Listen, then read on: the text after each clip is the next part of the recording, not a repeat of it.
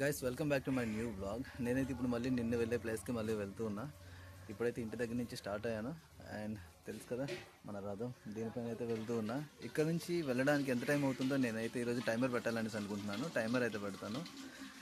Sounding వస్తుంది కదా, ఇక్కడ వాటర్ పడుతున్నారు, సో అందుకనేసి మీకు ఆ సౌండింగ్ అయితే వస్తుంది. దీనికి అయితే ఇప్పుడు తాను ఎలా సెట్ చేసి ఉందని చూడండి. అండ్ ఇప్పుడు ఓపెన్ చేసి నేను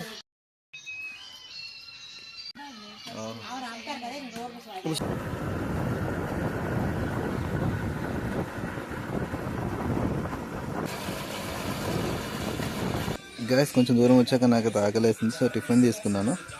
ఇడ్లీ ఇంకా పూరి. ఇది పోయి షాప్లో తీసుకున్నాను. ఇక్కడ కొంచెం ముందుకు వెళ్ళాక ఇక్కడైతే కొత్తగా ఒక బ్రిడ్జ్ అయితే కడుతున్నారు. ఇంతకు ముందు పాత బ్రిడ్జ్ ఒకటి ఉండేది. 2 బ్రిడ్జెస్ కడుతున్నారు ఈ డంకూరు ఏరియాలో. సో నేను మీకు ఆ బ్రిడ్జెస్ ఇప్పుడు చూపిస్తా, ఎలా ఎంతవరకు కన్స్ట్రక్షన్ అయింది ఏంటి అని చూడండి. గాయస్ ఇదిగో ఇదైతే ఇప్పుడు ప్రెజెంట్ కన్స్ట్రక్షన్ అవుతుంది. ఇదైతే పాత బ్రిడ్జ్. ఇక్కడైతే ఇదంతా బాగానే ఉంది. అంటే కొంచెం ఎక్కువ వర్షం వచ్చింది అనేసి అంటే ఇదిగో ఈ నీరు కనిపిస్తుంది కదా, ఇదైతే దీని పైకి వచ్చేస్తుంది అనమాట. ఇది మొత్తం క్లోజ్ అయిపోద్ది ఇంకా. సో ఇప్పుడు ఇది కన్స్ట్రక్షన్ అవుతూ ఉంది. ఇదంతా కూడా ఇక్కడ చూసుకోవచ్చు మీరు. కన్స్ట్రక్షన్ అయితే ప్రజెంట్ ఇంతవరకు వచ్చింది ఇక్కడ. ఇంకా కొంచెం ముందుకు వెళ్తే ఇక్కడ ఇంకో రెండోది ఉంది, ఆ బ్రిడ్జ్ కూడా చూపిస్తాను. గాలి చాలా ఎక్కువగా వస్తుంది కాబట్టి మీకు డిస్టర్బెన్స్ అనిపిస్తూ ఉండొచ్చు నేను మాట్లాడే మాటలన్నీ కూడా. కాకపోతే ఏంటంటే బ్లాగ్లో తప్పదు. ఓన్లీ నేను ఫోన్తో చేస్తున్నాను కాబట్టి ఈ డిస్టర్బెన్సెస్ అన్నీ ఇలానే ఉంటాయి. కొంచెం ఓపిక పట్టి చూడండి. మీరు చూసుకోవచ్చు ఇదంతా అక్కడ బ్రిడ్జ్కి సంబంధించిన ఇన్ఫర్మేషన్ మొత్తం అక్కడ ఉంది. ఇక్కడైతే ప్రజెంట్ ఇది సెకండ్ బ్రిడ్జ్ ఇక్కడైతే స్టార్ట్ అయి ఉంది. ఇక్కడ కూడా ఇటువైపు చిన్న ఇక్కడ చూసారంటే రోడ్డు మొత్తం విరిగిపోయింది చూసారా. ఇది ఇరగడం వల్ల ఇక్కడైతే బ్రిడ్జ్ రావడం అయితే జరిగింది. చాలా సంవత్సరాల నుంచి ఇదైతే అస్సలు ఏమీ బాగోలేదు, కానీ దీనికి ఇప్పుడు పడింది ముహూర్తం. ఇదిగో ఇక్కడ ఇంకో బ్రిడ్జ్ అయితే స్టార్ట్ అయింది. అండ్ ఇక్కడైతే ఐటమ్స్ ఇవన్నీ పెట్టున్నారు. అటువైపు నుంచి చూపిస్తాం అది. ఇదంతా చూసుకోవచ్చు. ఇదంతా ప్రజెంట్ అయితే ఇలా ఉంది. ఇక్కడ వర్క్ జరుగుతుంది పైన. ఇక్కడ చూసుకోవచ్చు, ఇక్కడ కూడా ఇటువైపు వర్క్ జరుగుతుంది సెకండ్ బ్రిడ్జ్ దగ్గర. మీరు చూస్తున్నారు కదా, ఇదేంటో తెలుసా, ఈ మొగల చెట్లు. దీంట్లో అప్పటి నుంచి పువ్వులు వస్తాయి. ఇది ఒక పువ్వు ఇప్పుడు 12 రూపాయలు ఉంది. దీంతో పర్ఫ్యూమ్స్ తయారు చేస్తారనమాట. ఏం చూడండి ఇక్కడ క్లీన్ చేస్తున్నాడు ఇదంతా. అండ్ ఇవన్నీ కూడా మొగల చెట్లే. రోడ్డు వైపు రోడ్డు ఉంది, రోడ్డు సైడ్లోనే ఉన్నాయి చూడండి. ఇవన్నీ కూడా ఇదంతా ఒక పంటలాగానే వీళ్ళు పండిస్తారు. నేనైతే వాళ్ళ ఊరు వచ్చేసాను. ఇంకా ఇక్కడ నుంచి నిన్నైతే నాకు కలలేదు. ఇక్కడ నుంచి కొంచెం దూరమే వాళ్ళ ఇంటి దగ్గరికి వెళ్ళడానికి. నేను వెళ్ళాక చూస్తాం కలుస్తారో లేదో.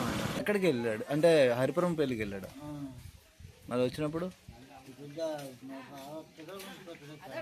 ఎంత ఇంకే పొద్దుకి వస్తాడా.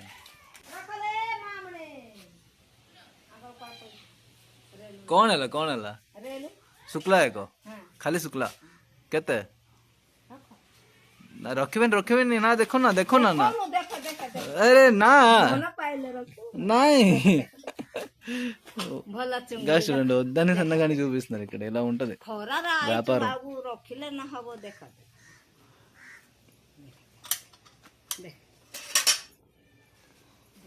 अब्बो सेत ना ना कौन पे तुमको सेत कष्ट एता कोन नडिया फूल एता चुंगुड़ी ఈవిడ కాటా తెచ్చి ఇలా పెట్టి అమ్ముతున్నారు వీళ్ళు. అవును తీసుకున్నాను. అంటే సాయంత్రం ఈరోజు సాయంత్రం ఫోన్ చేస్తాను. సాయంత్రం ఫోన్ చేసిన తర్వాత మరి ఆ లేట్ చెప్తారు ఏటో చూసి దాన్ని బట్టి రేపు తెల్లవారు వస్తాను. సాయంత్రం వచ్చేస్తారు కదా, సాయంత్రం వచ్చేస్తారు. గాయస్ నేనైతే నిన్న వచ్చాను, ఈరోజు కూడా వచ్చాను. నిన్న కలలేదు, ఈరోజు కలవలేదు. ఆయన ఏదో పెళ్లి బిజార్లో ఉన్నారంట.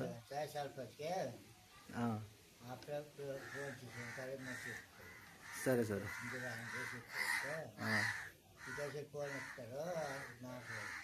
సరే సరే అదే ఈరోజు కూడా కలలేదు. సో రేపు కలుస్తారా అనేసి అంటే ఫోన్ నెంబర్ తీసుకున్నాను. నిన్న యాక్చువల్లీ నేను ఫోన్ నెంబర్ ఇచ్చాను, కానీ ఆయన పెళ్లి బిజార్లో ఉన్నారు కాబట్టి వాళ్ళు ఫోన్ చేస్తామన్నా ఆయన వద్దన్నారంట. ఈరోజు అయితే మరి వాళ్ళ ఫోన్ నెంబర్ నేను తీసుకున్నాను. వాళ్ళ ఇంటి ఆపోజిట్లో ఉండే వాళ్ళది. సో నేను ఆయన వచ్చిన తర్వాత ఫోన్ చేసి మాట్లాడతాను.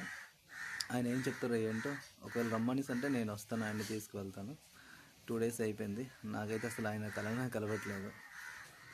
నెక్స్ట్ టైం ఖచ్చితంగా ఫోన్లో మాట్లాడి అతనితో క్లియరెన్స్ తీసుకొని నేను ఉన్నాను రా అనేసి అంటే వచ్చి అతనితో కలిసి అయితే వెళ్తానని నేను అనుకుంటున్నాను. చూద్దాం ఏం జరుగుతుంది ఏంటో. గాయ్స్, ఇక్కడ మీరు చూసినట్టయితే ఇక్కడ చెరువు కనిపిస్తుంది కదా, దీంట్లో చేపలు పెంచుతున్నారనమాట. ఈ చేపల చెరువుకి ఎవరు ఏం చేయకుండా కాపలా కాస్తారు కదా, కాపలా కాసేవాళ్ళు ఇక్కడ పడుకుంటారు అనమాట. ఇక్కడ మీకు ఇంట్లో కనిపిస్తుంది కదా, ఇక్కడ పడుకుంటారు. నేను మీకు క్లియర్గా చూపిస్తాను. ఇక్కడైతే ఇక్కడ నుంచి చెరువు మొత్తం ఈజీగా కనిపిస్తుంది కదా, చూసారా మీరు? చెరువు మొత్తం ఈజీగా కనిపిస్తుంది. నెక్స్ట్ ఏంటంటే ఇక్కడ సెంటర్లో నేను పెట్టుకుని ఉన్నాడు. ఇక్కడ దీంట్లో నైట్ అయితే పడుకోవడానికి, మధ్యాహ్నం ఒకవేళ ఫుడ్ తెచ్చుకొని ఇక్కడ తినడానికి, చేయడానికి, రెస్ట్ తీసుకోవడానికి అన్నిటికీ ఇది బాగుంటుంది. నా ఎక్సెల్ అయితే ఇక్కడ ఉంది. నేను మీకు ఇది చూపించడానికి అని చెప్పేసి దీన్ని నేను ఇక్కడ అయితే పార్క్ చేస్తాను.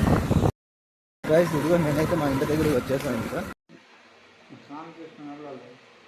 స్నానం చేసుకుని మీ ఎదురుగా వచ్చేస్తారు. అమ్మోళ్ళకి ఒక దండం పెట్టుకుని వెళ్ళేవంటే ఆ ఎదురుగా వచ్చేస్తారు.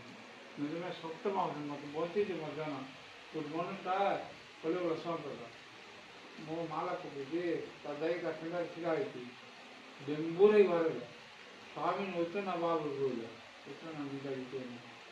వాళ్ళకు మూడు సార్లు ఇప్పుడే వస్తున్నాను. వీళ్ళకి గొల్ల సామాన్య పిల్లలు దయ దొరికిలా దిగి దిగి పొల్ల ఇది పెడుతున్నాను. మాసము ఇవ్వమని చెప్పారు. వారానికి ఒకసారి ఇవ్వమని చెప్పారు.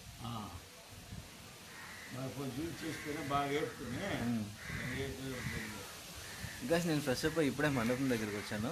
ఇక్కడ ఈ తాతయ్య ఉన్నారు కదా, ఈ తాతయ్య కూడా ఏంటంటే వీక్నెస్ వచ్చేసింది వాళ్ళంతా.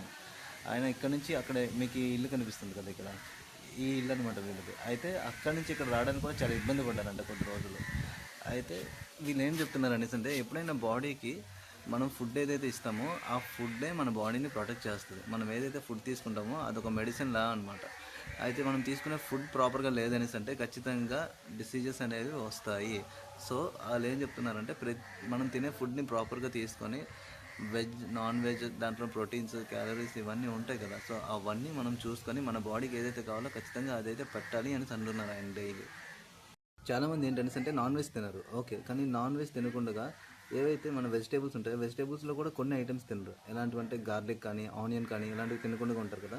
సో అలాంటివి కూడా తినకపోతే అలాంటి వాళ్ళు అడవిలోకి వెళ్ళిపోవాలంట. ఏం చెప్తుంది అదే. ప్రాపర్గా బాడీకి ప్రోటీన్స్ లేకపోతే నువ్వు తినే ఫుడ్లోన నీకు ఎనర్జీ లేకపోతే ఎలా అవుతుంది? ఏవి పడితే అవి తినేసి బతకడానికి అయితే మన ఈ బాడీ ఎలా సహకరిస్తుంది? ప్రతిదీ ఎలా పడితే అలా తినేస్తే సహకరించదు కదా. సో తినే ఫుడ్ని ప్రాపర్గా తినాలి. లేదనేసి అంటే ఆకులు అనుకుని తినాలనేసి అంటే అడవిలోకి వెళ్ళిపోవాలనేసి అంటున్నాడు ఆయన.